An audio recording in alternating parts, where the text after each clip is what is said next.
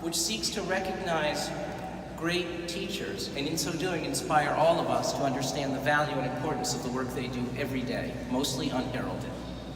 We are here tonight to celebrate this year's Global Teacher Prize winner, Andria Zafirakou, and the transformative power of arts education to help shape the next generation of global citizens, which is the work she does every day. Education is central to the Met. In a given year, we welcome about 250,000 students. Thousands of families drop in for a free weekend or after-school programs. Teens take part in workshops and events. And thousands of teachers and adult learners, including some of you here tonight, have come here to discuss great works of art and be inspired by our collections. I personally invite you to return again and again and make the Met Galleries and collections part of your life. I would like to thank Andria and Sandra for taking the time to be here with us tonight and engaging in this critical discussion. We are in for a real treat. And for those of you who don't know Andria's story, it is a remarkable one, and the work she does is inspiring. So it is a privilege to welcome her here especially. And it is now my pleasure and honor to introduce Cate Noble, CEO of the Varkey Foundation. Please join me in welcoming Cate.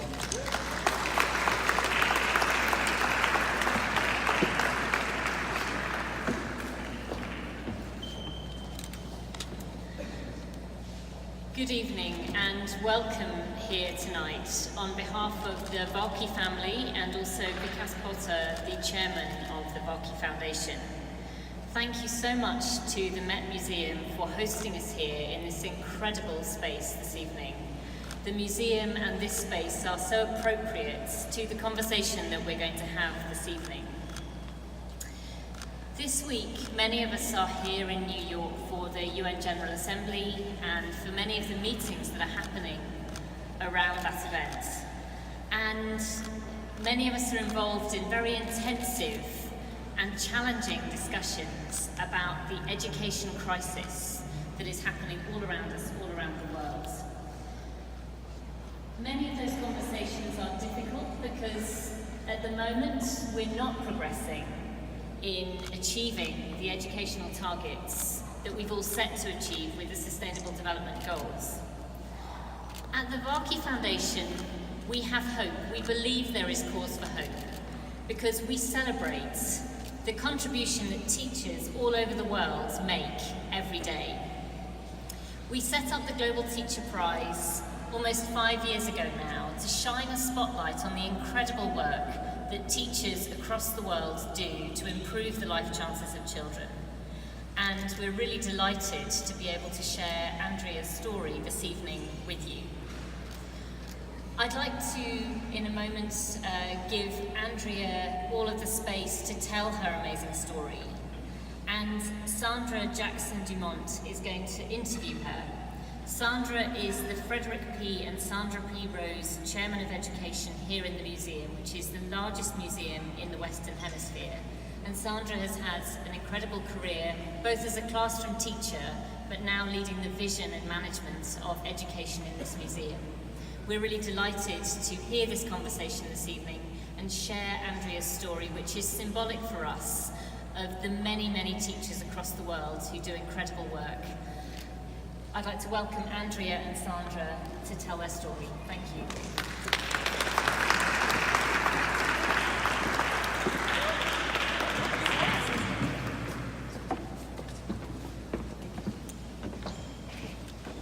Good evening. Good evening. How you doing, okay? Yeah. Good. We actually don't need microphones because we're educators. Yes. And I'm a Greek one, so I'm actually loud. So Andria, we had a phone call the other day, and the first question I'm going to ask her kind of comes from that phone call, which is, why do you teach? And when I asked her why does she teach, she said, no one has ever asked me that question. Why do you teach? You're the second person to ask me, but why do I teach? Why do I get out of bed? Why do I breathe? Why would I do something that doesn't feel right, doesn't feel natural to me? That's why I teach. So talk a little bit more about that. So usually when I ask that question, someone talks about, the impact on young people's lives. They talk about like the meaning of an educator, and I know we're going to get there, so just go there right now. So I'm just a little bit nervous, so just bear with me. Why do I want to inspire another human being? Because that's the right thing to do. I come from a family that I would say is very much into teaching in different aspects as well. And I think it's been something that has been encouraged in my life. I have been inspired myself by teachers. But Sandra, I honestly can't tell you why I want to be a teacher. It is such a natural thing for me. I get a buzz from being in a classroom. I get a buzz from seeing another child having that eureka moment in front of you. You know, the moment where they're like, I can't. Then you're like, just try this way. Oh, I'm so funny! You know, that's amazing. That for me is all I need. And yes, teaching is hard. Teaching is the most difficult job because we put everything into it. And if you're a teacher in this room, am I right? Yeah, we put everything. It's a personal thing. It's our personalities that are there. It's our own inspiration. And to be able to share that with another person and to watch them enjoy that storytelling, that journey, and to then decide to take up your subject and to then decide to be an architect or go into the arts. I mean, that for me is, I think that's job done. That is my success story. So, teachers are inspirational, and there's not one person in the room has not been affected by a teacher in their life. And again, we're all nodding. There's not one person in this room who can honestly say that a teacher, or can't honestly say that a teacher has helped them make that decision, that life-changing decision that has put them on your path. And it may have been a 10-second conversation, but that happened, and that has remained with you. And for me, seeing my children, seeing the students grow and, you know, work in incredible companies, and then have the courage to cross the road when they see me and say, "Hi, Miss, can you remember when you said this?" I think for me that is, you know, that's that magic moment which we have. Yeah, that's why I teach.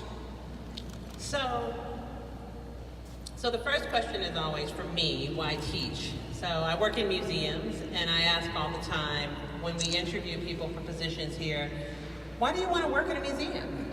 Why teach in a museum? So my second question to you is, why teach art? What is it about the arts? So we decided we're going to convince everyone in this room that the arts are the most important thing you should be celebrating right now. You should be like literally on the cheerleading team for art. And there are some specific reasons, because in today's society, we actually act like the arts are frivolous. We act like they actually are secondary to other disciplines. And so I want you to talk about the importance of arts education in the whole child's learning. A private school parent would not stand by their child not taking up an art subject, not attending a museum, not at least travelling to another country. So why is that happening in poorer communities? Why is that happening in our school? What does the art do? The art brings our children joy. It brings them inspiration. It brings them challenge. It brings them resilience. It enables them to escape and to be creative and to create something for themselves. And you know, you can just imagine, you know, that first moment when you bake a cake, right? You bake a cake and it comes out and you're delighted. Well, that's what the arts do. That's how a child feels. That's how adults feel. And I think, why are they so important? Well, you know, forget the fact that they only bring, I think it's 760 million pounds to your economy in this country. Forget that. Forget the fact that it's one of the growing economies, the fastest growing economies in the world. But it also enables our students to have that release, to be able to communicate, to be able to feel that, you know, I'm really going to persevere with this. It's not right at the moment, but I'm going to persevere. And to appreciate the fact that they can fail, you know. And for me, that I think is crucial. Our children in our schools, they're so terrified of failing in front of their peers. They're too scared. They think that if I fail, then everyone's going to either, I'm going to be embarrassed or they're going to have a go at me. But the arts do that because it teaches you perseverance. It teaches you the fact that you can achieve and you will get there. It's about happiness as well. I've noticed that my children run to the arts, they run to the music departments, they run to the drama departments because they want to feel happy, they want to express themselves. And if you're considering back at home in England, our students, especially our year 11s, which are the 16-year-olds that are going through their examinations, they are sitting 30 examinations in the space of 3 weeks. And so that's about 80 hours of exams. Is that the right thing to put our children through? No, of course not. But with the arts, when they're taking up the arts, they enjoy it. They feel that they're actually having something important to own at the end of it. So that's why I think it's important. Mm-hmm. So here at the Met, when we talk about the arts, we also are talking, and arts education in particular, and we mean that across demographic age groups. We are also talking about the need for us to contribute to creating a thinking society.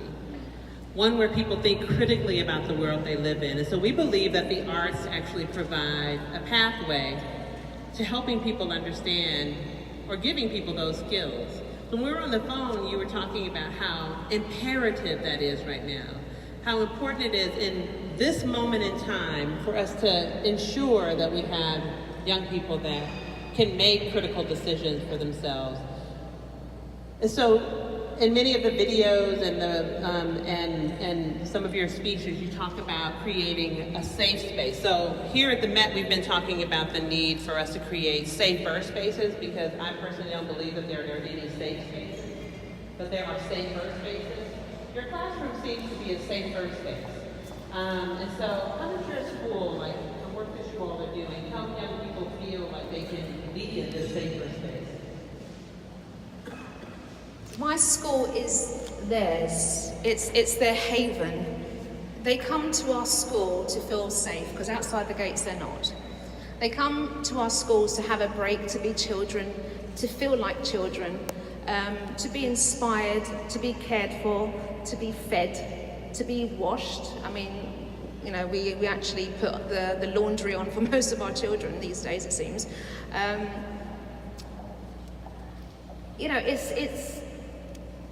It's not just a place to educate, it's a place to be, it's a place to grow, it's a place to exist, and a place to find out what your identity is, who you are, where you fit in, and if you don't fit in anywhere, well, that's okay. It's a place to find out that important information.